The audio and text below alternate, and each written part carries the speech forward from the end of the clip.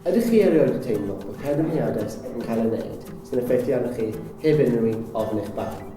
Yn ôl y Confensiwn y Cenhedloedd Unedig ar Hawliau Plant, dylai hyn byth digwydd.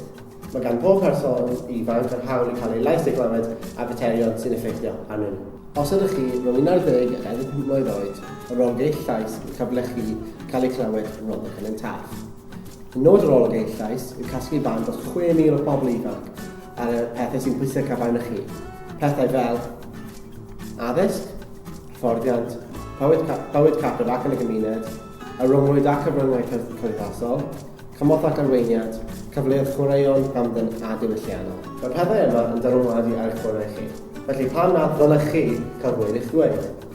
Byddwch chi'n ymateb y cwestiynau mewn ffordd hwyl ac yn weithio, ac mae'r arolwg yn hollol cyfrinachol, felly bydd ddim yn gwybod sut rydych chi wedi ateb y cwestiynau. Serch hynny, bydd nifer o'r cwestiynau yn rhoi cyfle i chi ddweud wrth hynny os oes angen gwybodaeth, cymorth, neu gyngor ar mater perthnasol un chi.